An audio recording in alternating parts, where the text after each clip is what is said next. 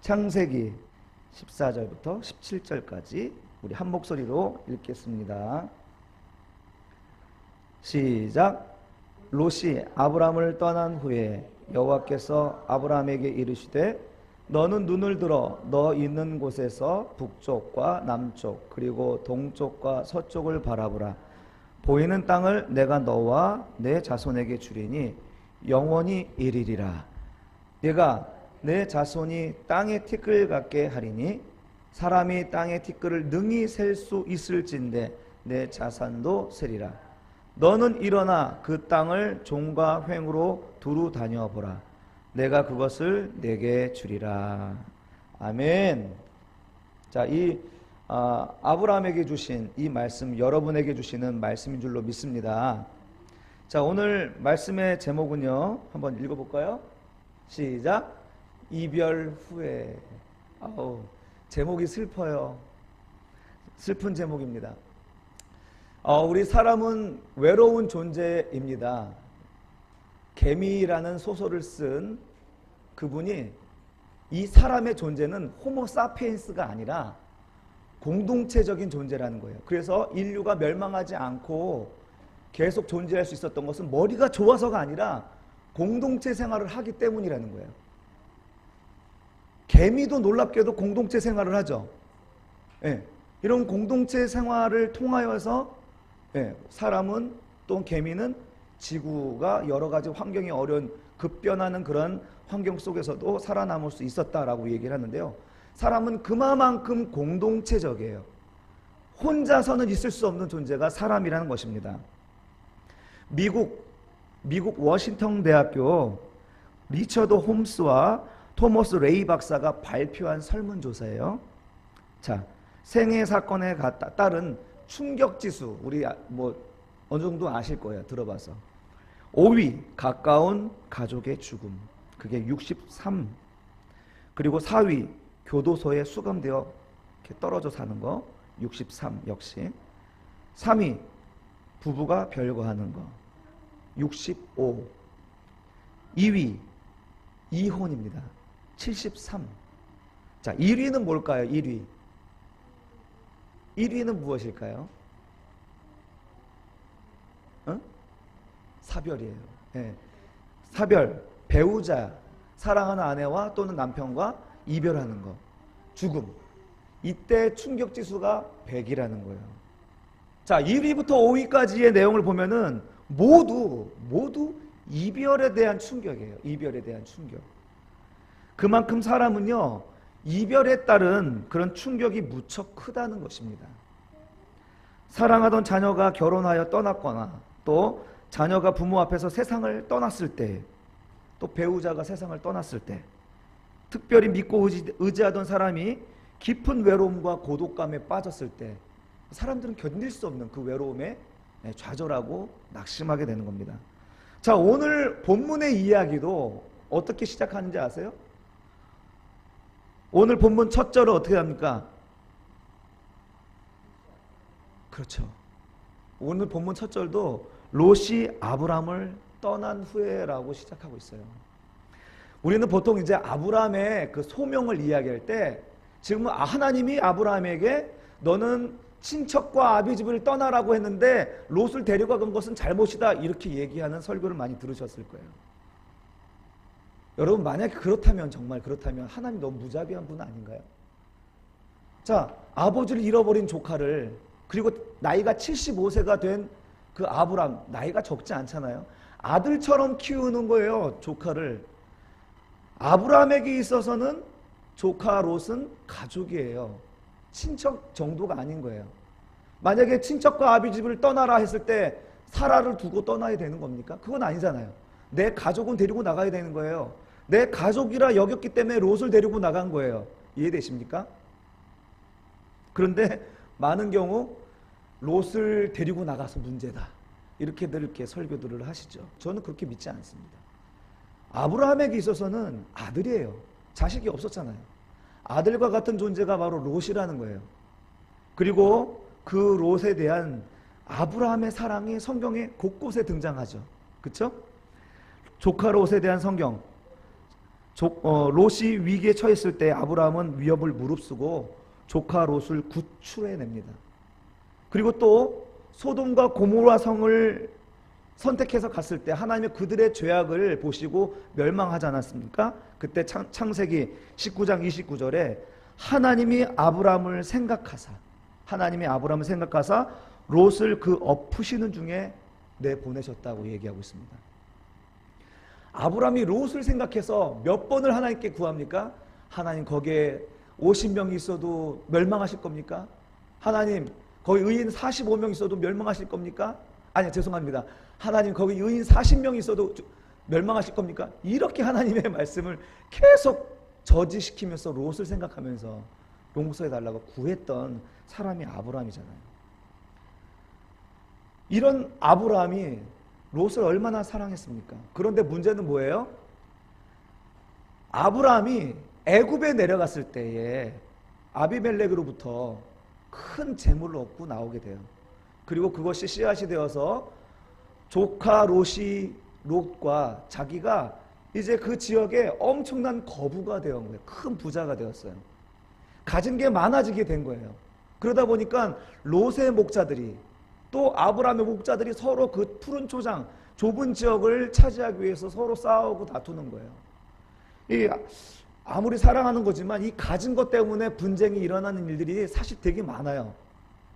여러분 우리들도 마찬가지지 않습니까? 우리들도 가족이라고 하지만 뭔가 큰 어떤 소유거리가 생기면 뭐 아주 극단적인 예를 들어봅시다. 로또가 당첨이 되었어. 그래서 50억을 받게 되었어요.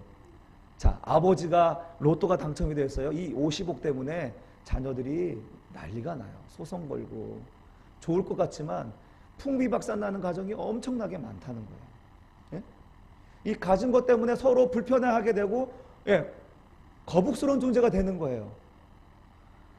자, 이렇게 하나님께서 축복하셨는데 이 가진 것 때문에 롯과의 관계가 소원해졌어요. 다투게 되었다는 거죠. 그래서 이 가진 것 때문에 부딪히기보다는 보내는 게 낫다. 이런 마음에 아브라함은 롯에게 말합니다. 네가 동하면 내가 서하겠다. 네가 북하면 내가 남하겠다. 너가 보기에 좋은 땅으로 선택해서 가거라. 아브라함의 큰 배려였습니다. 자, 이에 조카 롯이 사방을 쳐다보니까 소돔과 고모라 땅이 마치 에덴 동산처럼 좋은 땅이었어요. 자, 거기 가면 목초지도 있고 우리 양들의 필요한 것들을 다 줄 수 있을 것 같아서 떠납니다. 자, 그런데 막상 이 조카 롯이 떠나고 나니까 어때요? 마음이 어때요? 허전해요. 그때 그렇게 목자들 때문에 가진 것 때문에 싸울 때는 참 왼수 같고 자식이 삼촌이 좀 은혜를 베풀었는데 좋은 마음으로 좀 양보도 하고 좀 그러지. 왜 저럴까 좀 괘씸하기도 했었는데 막상 떠나니까 마음이 괴로운 거예요. 마음이 힘든 거예요. 이 허탈감, 뻥 뚫린 가슴의 허탈감을 감출 수가 없는 것입니다. 어떻게 할 수 있냐고요? 목사님이 어떻게 그렇게 단정할 수 있냐고요? 따라합시다. 하나님은 외로운 인생에 찾아오셨습니다.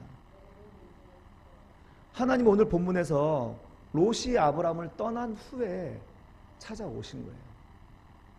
하나님을 찾아서 구한 게 아니에요. 하나님을 부른 게 아니에요.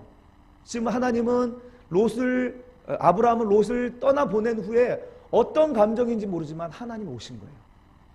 하나님이 자발적으로 오신 거예요. 그리고 나서 뭐라고 말씀하십니까? 비전을 주시는 거예요. 비전. 꿈을 주시는 거예요. 바로 즉 위로하시는 것이죠. 여러분 우리도 사랑하는 사람을 떠나보냈을 때 이런 허탈감과 외로움을 느껴보셨을 거예요. 저도 형이 있었는데 형을 먼저 떠나보냈습니다. 형이랑 지낼 때는 얼마나 부대낀지 몰라요. 마치 한결이와 한소리의 관계예요. 엄청나게 싸우고 약 올리고 울고 주먹질하고 싸우지만 그래도 형이 좋다고 엄청 쫓아다녔어요. 그런데 이제 뇌암으로 판정받고 투병 가다가 죽었죠. 그때 오는 충격. 형이 막상 떠났을 때는 울지도 않았어요. 그때 마침 교회에서 문화개방 같은 게 있었는데 가가지고 전 노래도 했어요. 노래도. 저는 안 울고 있는데 사람들이 저를 보면서 막 울어. 예. 그런데 시간이 가면 갈수록 이 빈 공간이, 이 허전함이 점점 밀려오더라고요. 아, 그러다가 이제 견딜 수가 없어서 이제 그 공동묘지에 갔어요. 공동묘지가 보통 산에 있잖아요. 그 산이 다 민둥산이잖아요. 우리 어렸을 때 살 때 산도 민둥산이었어요. 돌 바위들은 있는 민둥산이었어요. 아마 그게 이제 오버랩 되면서 옛날 형의 추억이 생각이 나더라고요. 그래서 그 무덤 앞에서 노래를 만들었습니다. 가사를 한번 읽어드릴게요. 노래를 부르면은 울 것 같아서 가사를 읽어드릴게요. 어릴 적 산에 올랐지 숨바꼭질하며 놀 때에 차가운 바위 뒤에서 추위에 떨고 있었지. 이제 현실로 돌아온 겁니다. 가지마, 혼자 두지마. 혼자란 건 너무 무서워. 가지마, 나 혼자 두지마. 혼자이고 싶지 않아. 형아, 나 여기 있어. 형아, 나 여기 있어. 형아, 나 들리지 않아? 내가 여기 있잖아. 그리고 여기에 내가 왔어. 내가 추억을 가지고 왔어. 눈물을 갖고 꽃을 갖고서 형아, 지난 추억이여 고이 잠들라. 이렇게 노래를 만든 적이 있어요.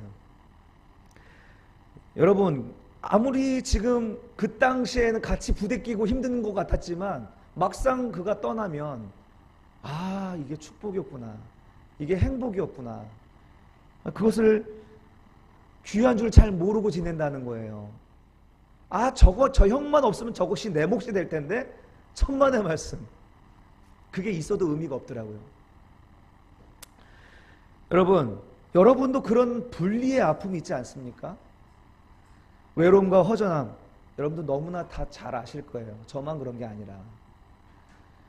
그리고 또 그런 날이 또 올까봐 좀 두렵잖아요. 또 앞으로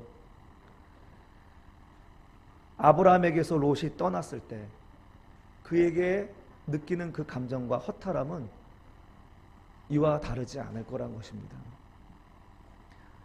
큰 허탈감과 고독에 사로잡혀 있을 때 아브라함이 그 시린 가슴을 끌어안고 외로움 속에 잠이 들 때 그때 하나님이 찾아오셨다라는 겁니다. 여러분, 이게 은혜라는 거예요. 하나님은 우리가 낙심하고 외로움 가운데 허탈함 가운데 그냥 두시지 않으세요. 오셔서 위로하시고 비전을 주시는 줄로 믿습니다. 창세기 28장 15절에 보시면 야곱과 에서의 이야기가 나오는데요. 야곱을 형 에서가 죽이려고 하잖아요. 그때 이제 도망치죠. 급하게 도망치다가 베델에 머물러서, 루스라는 곳에 머물러서 돌을 베개 삼아 처량하게 잠잘 때, 외롭게 잠을 청할 때에 그에게 누가 찾아오셨어요? 하나님이 찾아오셨어요. 하나님 찾아오셔서 말씀하십니다. 내가 너와 함께 있어. 내가 어디로 가든지 너를 지키며 너를 이끌어 이 땅으로 돌아오게 할지다. 여러분, 한번 읽어볼까요? 시작. 내가 너와 함께 있어. 네가 어디로 가든지 너를 지키며 너를 이끌어 이 땅으로 돌아오게 할지라. 내가 내게 허락한 것을 다 이루기까지 너를 떠나지 아니하리라 하신지라. 하나님이 지금 함께 있겠다는 거예요. 너 지금 혼자 아니야. 너 돌베개에 의지하고 자지만 아니야. 네가 누운 자리는 그 바위가 아니고 그 돌베개가 아니고 바로 하나님과 연결된 사닥다리, 바로 하나님의 집이야 라는 것을 얘기하죠. 그리고 네가 어디로 가든지 내가 너를 지켜줄 거고, 그리고 다시 너의 고향으로 돌아오게 할 거야. 그리고 이 하나님의 약속과 축복이 다 이루기까지 내가 너를 절대로 떠나지 않을 거야. 아, 이렇게 와서 약속해 주시고 축복하시는 겁니다. 여러분, 하나님은 하나님의 자녀들이 낙심 가운데 침체되는 것을 기뻐하지 않습니다. 하나님은 주님을 필요로 할 때 언제나 그 자리에 계시고 우리가 부르면 오실 수 있는 만한 그 가까운 거리에 우리와 함께 계시다는 사실입니다. 예수님께서 이런 말씀하셨습니다. 예수께서 대답하여 이르시되 건강한 자에게는 의사가 쓸데없고 병든 자에게라야 쓸데있다. 스스로 건강한 자, 난 건강해 라고 생각한 사람은 의사가 필요 없어요. 나는 하나님 없이도 살 수 있어 라는 사람은 복음이 필요해요? 필요하지 않아요. 하나님은요, 우리가 하나님이 필요하다는 것을, 하나님이 없이는 한순간도 살 수 없음을 우리가 알고 하나님을 찾기를 기다리세요. 지난주에 설교했잖아요. 지난주에 하나님의 불능, 하나님 못하시는 거 두 가지. 지지난주구나. 하나님 못하신다니까. 우리가 원하지 않으면, 우리가 필요로 하지 않으면 그 가치를 모르기 때문에 하나님 주실 수가 없는 거예요. 병든 자에게 의사가 필요하듯이 마음이 상한 인생, 외로운 인생을 하나님은 그냥 두고 보시지 못한다는 겁니다. 외로운 아브라함을 찾아오셨고 외로운 야곱을 찾아오셨고, 상처받은 인생, 외로운 인생, 주님이 필요하다라고 고백하는 우리들의 인생에 주님이 찾아오시는 줄로 믿습니다. 우리나라에 아주 자랑스러운 인물이 있는데요. 여러 인물들이 있지만 세계 물리학자의 권위자가 있습니다. 정근모라는 박사입니다. 세계 10대 물리학자 중에 한 분이신데 이분이 24살 때 교수가 됐어요. 24살 때. 미국 플로리다대에서 24살 때 교수가 돼요. 그때 학생들보다도 나이가 어려요. 그리고 또 한국 카이스트의 그 창립할 때의 공신이 바로 이 정근모 박사입니다. 그가 지금 현재는 헤비타트 이사장으로 사랑의 집짓기를 짓고 있는 분이신데, 그가 이렇게 얘기하는 분입니다. 위대한 과학자 되기보다 신실한 크리스찬이 되고 싶다. 우리 자녀들도 이런 꿈을 가졌으면 좋겠어요. 꿈을 이루는 것도 중요하지만 더 중요한 것은 신실한 크리스찬이 되고 싶다. 이런 욕망과 꿈이 있었으면 좋겠어요. 그의 인생길에 찾아오신 하나님의 이야기인데, 그 사람이 한참 핵물리학자로 탄탄대로를 걷던 그가 신앙의 깊은 세계로 들어갈 수 있었던 것은요, 그의 10살 된 아들 때문이었습니다. 그의 아들 10살 때 만성 신장염을 앓게 되었는데요, 그 아들을 살려내기 위해서 자기 신장을 떼어냈습니다. 그런데도 그 신장을 교체해 주었음에도 불구하고 차도가 있지 않는 거예요. 그래서 이 정신적 고통, 이 사랑스러운 아들 내가 어떻게 할 수 없는 것 때문에 자살을 시도하기도 하고 힘들었다고 합니다. 이렇게 처절한 마음에 교회 가서 예배 드리는데 그때 이제 하나님께서 찾아오셨다는 거죠. 그리고 예배 가운데 모든 체면이 다 무너지고 감사하면서 감격하며 끊임없이 눈물 흘리면서 하나님께 기도했더랍니다. 그때 하나님께서 오셔서 그 마음속에 하시는 말이 이렇대요. 너는 네 아들에 대해서 감사해 본 적이 있느냐? 이게 무슨 말씀이지? 뚜렷한 하나님의 음성이 들리는데 이게 무슨 말씀이지? 다시 또 말씀이 들리더랍니다. 내 아들이 너를 위해 십자가를 졌는데 너는 한 번이라도 이 아들에 대해 감사해 본 적이 있느냐? 그러는 거예요. 지금 아들 때문에 고통스러워하고 하나님께 왜 원망하면서 힘들어할 그때 하나님께서 오셔서 지금 하나님의 마음이 예수 그리스도를 우리에게 주셨을 때 너의 그 마음과 같았다라는 것을 얘기해 주시는 거예요. 내 아들을 통해서 너와 내 가족이 구원받지 않았니? 라면서 하나님의 음성이 비로소 그동안의 모든 의문과 절망이 거치고 그리고 기쁨과 감사로 흐르는 눈물을 주체할 수 없었다고 이야기합니다. 그때 하나님의 크신 사랑을 체험하게 되고 나서 나는 위대한 과학자보다는 진실한 크리스찬이 되고 싶다. 나를 사랑하시고 나를 위해 예수 그리스도를 아낌없이 내어주신 그 하나님을 위해서 살고 싶다. 이렇게 고백하는 사람이 된 것입니다. 여러분, 우리가 어려운 일을 만나고 힘든 일을 당하면요, 하나님에 대해서 참 오해를 많이 하게 되잖아요. 그렇게 상처받은, 하나님에 대해서 상처받은 그 마음 속에, 외로움과 상실 속에서 하나님은 찾아오셔서 그의 모든 상실한 마음 위로하시고 상처를 치유해 주셨습니다. 저에게는 절대적 가난이 가장 큰 고통이었어요. 절대적 가난. 절대적 가난이란 게 뭐냐면 뭘 해도 안 되는 거예요. 뭘 해도 할 수 없는 거예요. 형이 돌아가시고 이제 두 누나들은 이제 출가 외인이 되었고요. 이제 아버지가 안 계시니까 어머니가 이제 저랑 단둘이 살아게 되는 것이죠. 이제 막내로 태어났는데 형도 돌아가시고, 그리고 뭐 누나들이 있으니까 출가 외인이니까 졸지에 호주가 돼버린 거예요. 세대주가 돼버린 거예요. 야, 이 책임감은요 엄청난 중압감이 되어가지고 돌아오더라고요.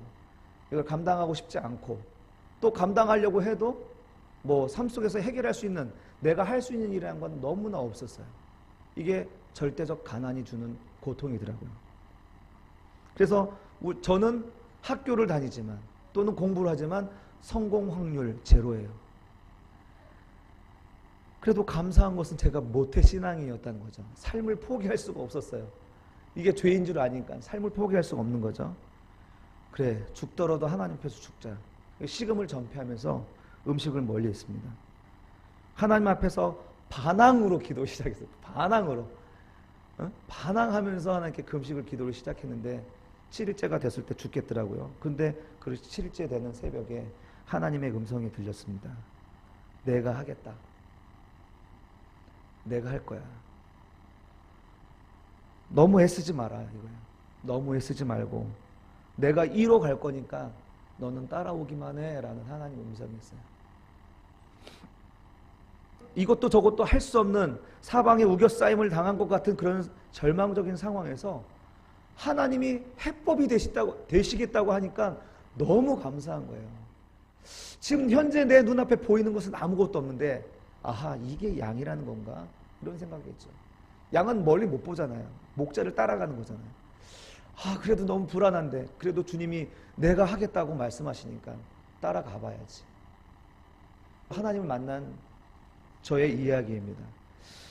사랑하는 성도 여러분, 우리가 허탈하고 외로움에 빠져 있을 때에 하나님은 아브라함을 찾아오신 것처럼 우리를 찾아오셔서 위로하시고 또 우리에게 은혜를 베풀어 주실 줄로 믿습니다. 이런 찬양이 생각나네요. 여러분 같이 불러볼까요? 괴로울 때 주님의 얼굴을 보라. 우리 1절만 한번 불러봅시다.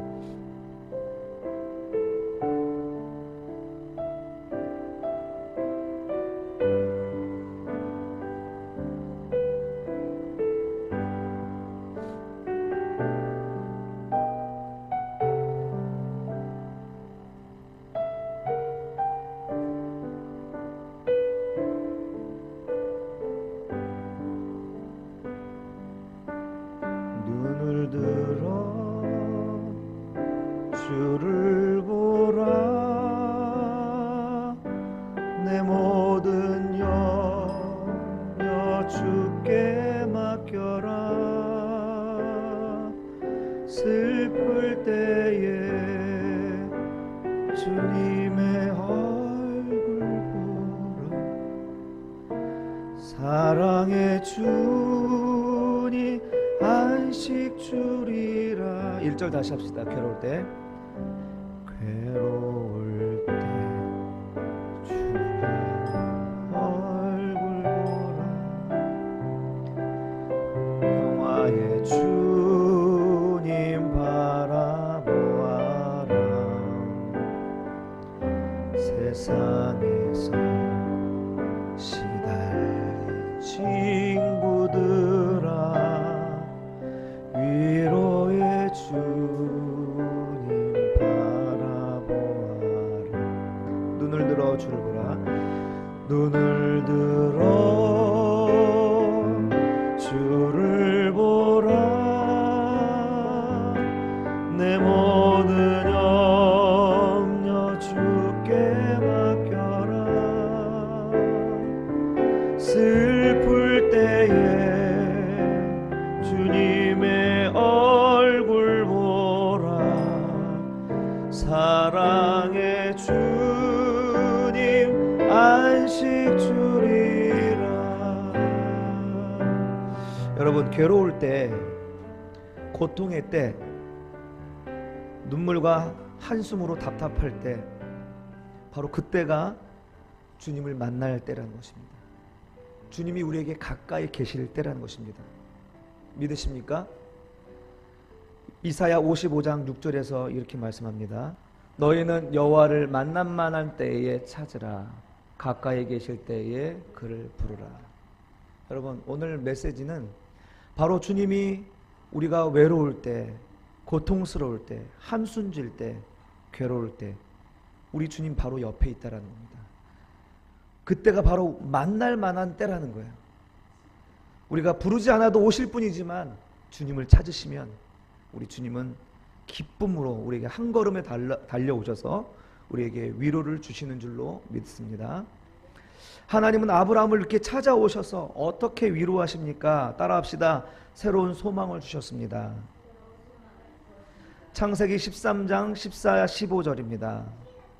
자, 북쪽과 남쪽 그리고 동쪽과 서쪽을 바라보라.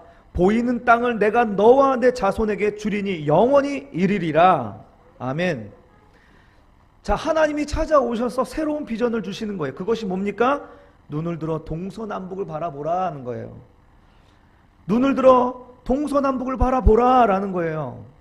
아브라함이 롯을 바라보면서 아쉬워하고 아브라함이 자신을 바라보며 공허해하고 있을 때에 하나님은 현재를 보고 있는 아브라함에게 동서남북 앞을 바라보라고 하시는 겁니다. 여러분, 그 동서남북은 아브라함이 항상 보던 곳이에요. 그런데 하나님이 새로운 관점으로 주시는, 이제 나의 소유로 주실 것으로 새로운 비전으로 주시는 동서남북인 줄 믿습니다. 신앙은 하나님이 주시는 미래를 보는 것입니다. 신앙적인 해석으로 보는 것이죠. 동서남북 사방은 예전 그대로였습니다. 그러나 하나님이 함께 보는 그 사방 동서남북은 하나님이 주시는 미래가 되는 것입니다. 우리가 믿음의 눈을 열어서 미래를 볼 때에 허무와 외로움에 붙잡히지 않게 되고 소망을 붙잡게 될 것입니다. 용기를 얻게 되고 하나님이 주시는 기쁨으로 우리는 술렁이면서 기대하면서 열정으로 살아갈 수 있는 줄로 믿습니다. 이사야 43장 18절 19절 주님이 이렇게 약속하십니다. 같이 읽어봅시다. 시작. 너희는 이전 일을 기억하지 말며 옛적 일을 생각하지 말라. 보라, 내가 새 일을 행하리니 이제 내가 나타날 것이라. 너희가 그것을 알지 못하겠느냐? 정령이 내가 광야의 길과 사막의 강을 내리니. 할렐루야. 여러분, 이전 일에 매이지 말라는 거예요. 이제 지나간 일에 대하여 내가 괴로워하지 말라는 거예요. 보라, 이제 눈을 들어 보라. 이제 너희들이 보는 일상을 새롭게 봐라. 내가 이제 새 일을 행할 거야. 내가 나타낼 거야. 비록 지금은 역시 광야야. 지금도 여전히 사막이야. 그러나 그곳에 내가 길을 낼 것이고 그곳에 내가 강을 낼 거야. 그러니까 너희는 이전 일에 마음 빼앗기지 말고 옛 일에 묶이지 말고 새로운 비전을 붙잡으라는 것입니다. 사랑하는 성도 여러분, 모든 이에게는 미래가 있습니다. 그러나 그 미래를 바라보는 자만이 새로운 삶을 삽니다. 그 미래를 바라볼 줄 알아야 희망을 가지고 살아가는 겁니다. 그 미래를 바라볼 수 있어야 내 마음속에서 용기가 생기는 것입니다. 그래서 하나님은 아브라함에게 허무하고 외롭고 적막한 현실의 눈을 들어서 동서남북을 바라봐라. 이전의 육신의 눈으로, 그 절망적인 눈으로 동서남북을 보는 것이 아니라 내가 주는 새로운 비전으로 동서남북 사방을 바라보라는 것입니다.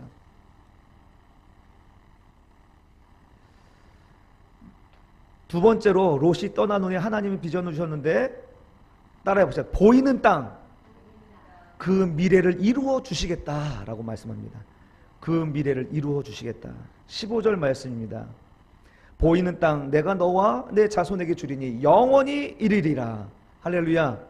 자, 보이는 땅, 그림의 떡이 아니에요. 그림의 떡. 보이는 땅, 하나님 새로운 비전으로 주시는 그 보이는 땅은 그림의 떡이 아니라 이제 내 손에 쥐어질 것이고 그것이 나에게뿐만 아니라 나의 자손에게 영원히 이루어질 것이라고 주시는 하나님의 축복의 메시지입니다. 얼마나 놀라운 말씀입니까? 얼마나 놀라운 축복입니까? 자신에게만 주어지는 축복이 아니라는 거예요. 여러분, 하나님 말씀을 신실하게 믿고 따라가는 자들, 절망하지 아니하고 하나님의 약속을 믿는 자들은요, 이런 약속을 받고 그 당대의 고난을 받았을지 모르지만 그들과 그의 자손은 정말 하나님의 큰 축복을 받아서 신앙의 위대한 유산, 위대한 가문으로 만들어지는 것을 봅니다. 아브라함도 사실은 하나님의 무수히 많은 자손을 보여주었지만 당대에는 못 봤어요. 맞죠? 당대에 본 것은 고작 이삭 한 사람이었잖아요. 그러나 아브라함은 지금 어때요? 우리 믿는 자의 조상이 아닙니까? 그 믿음의 시조가 되어서 바다의 모래알 같이 이루어 주었습니다. 사랑하는 성도 여러분, 혹시 우리에게 하나님께서 주신 비전이 너무 멀리 보여지고 무가치하게 보여진다 할지라도 하나님의 약속은 반드시 이루어집니다. 그리고 또한 어떻게 주시냐면요, 아까 방금 말씀드렸듯이 땅에 티끌같이 살 수 없이 주신다라고 말씀했습니다. 아브라함은 우상을 만들며 살던 사람이 아닙니까? 그런데 이스라엘의 시조가 되었고, 그리고 하늘의 별과 같이 많아져서 오늘 저와 여러분의 믿음의 조상이 되었습니다. 사랑하는 성도 여러분, 하나님은 우리를 절망의 삶에 묶여 살지 않게 하십니다. 우리에게 찾아오셔서 미래를 보게 하십니다. 뒤의 것을 잊고 앞의 것을 붙잡게 하십니다. 이것이 믿는 자의 소망입니다. 이것이 믿는 자의 축복인 줄로 믿습니다. 우리에게 미래를 바라보게 하신 하나님, 그 미래를 이루어 주시는 분도 또한 하나님이십니다. 아브라함에게 이삭으로, 야곱, 요셉, 다윗으로 이 모든 것을 이루어지게 하셨습니다. 사랑하는 성도 여러분, 우리 한 사람 한 사람을 믿음의 조상으로 우리를 세워주신 줄로 믿습니다. 아브라함처럼 우리를 축복의 통로로 세워주신 줄로 믿습니다. 이 이야기는 아브라함 한 사람만의 이야기가 아니라 바로 나의 이야기며 여러분의 이야기인 줄로 믿습니다. 이제 말씀을 정리하겠습니다. 너는 눈을 들어 너 있는 곳에서 북쪽과 남쪽 그리고 동쪽과 서쪽을 바라보라. 보이는 땅을 내가 너와 내 자손에게 주리니 영원히 이르리라. 외로움과 허전한 가슴을 안고 울고 있는 아브라함에게 찾아오셔서 더 큰 위로와 더 큰 사랑과 더 큰 비전을 주신 것 같이 하나님은 오늘도 외로운 우리 인생에 찾아오셔서 더 큰 위로와 더 큰 사랑과 더 큰 소망을 주시고 그 소망을 이루기까지 우리를 떠나지 아니하실 줄로 믿습니다. 우리 찬양하면서 우리 기도했으면 좋겠습니다.